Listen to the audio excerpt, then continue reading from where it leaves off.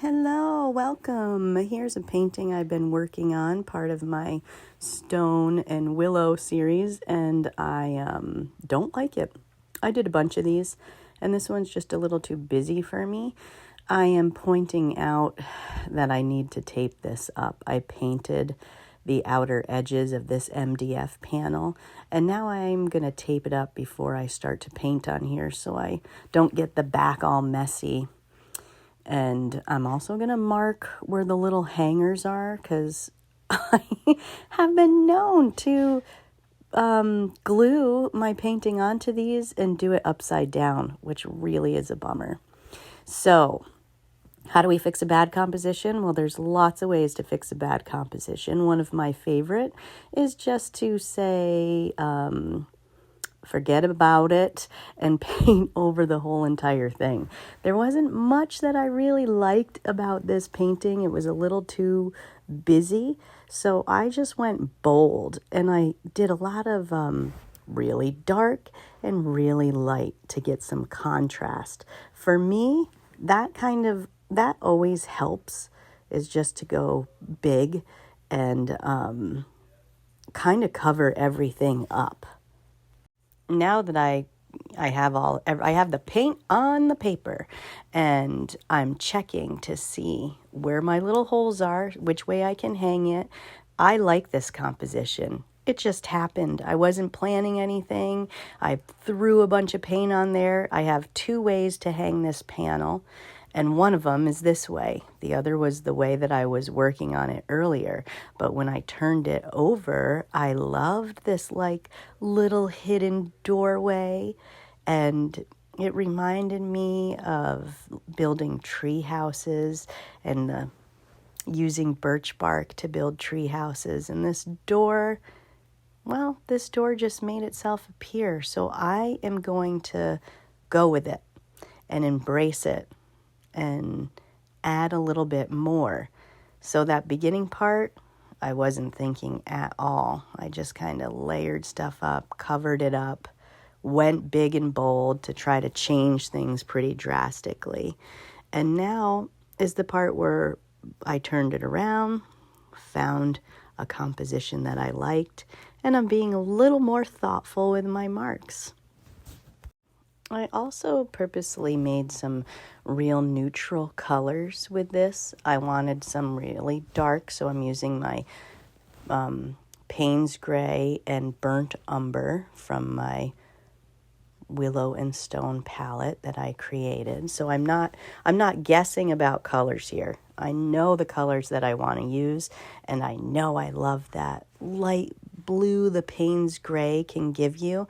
And when you add these like kind of neutrally darks and beigey grays, that Payne's Gray really tends to pop.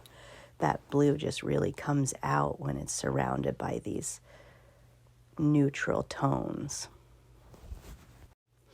I switch my paintbrush up a few times making these so I can create some different marks. I have some nice big wide paintbrush marks, and now I'm making some softer, smaller marks.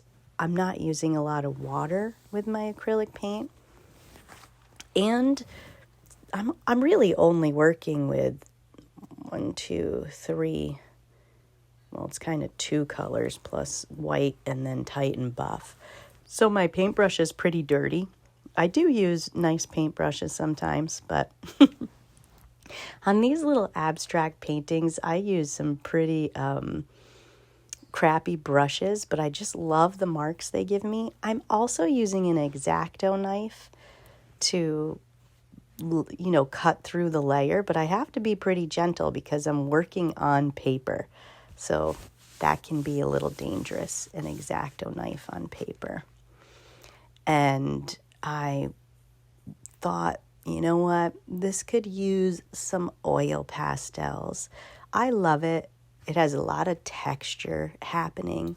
And then I thought, I just want to add a little something else, a little bit of pattern, like you see with the birch bark. The birch bark has this lovely these lovely patterns in it. And I thought I'm using Sennelier oil pastels, and I'm using white and then this blue. So this is a part where I have slowed down and I am starting to think, because this is a very bright blue and I don't want it to take away from the Payne's gray. I just want to add a little pop, a little something. So I very gently added some of that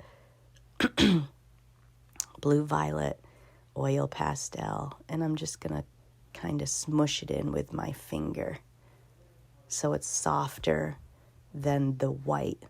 And now, since I'm using oil pastel on paper, it'll dry, but it's not going to be, I have to be careful because it stays wet a little longer. But I'm happy with this. I changed the composition. It doesn't look anything like it did before, and I really like it. So it's time to take that painter's tape off that I had to protect the sides and the back. I paint the sides of the MDF because the paper, I try my best to cut it so that it lines up just as it should, but that doesn't always happen. So I like to paint the MDF panel black to make the paper blend, and it just makes it look a little more finished. Now I'm going to take all this tape off, and there's still that little piece of white where the white paint, I don't know how I managed that. You can see I'm not very clean. My table's pretty messy. So I just have some little white paint there. I am going to dip my finger in some Payne's gray and just cover it up. Don't do this at home, or just wash your hands right away.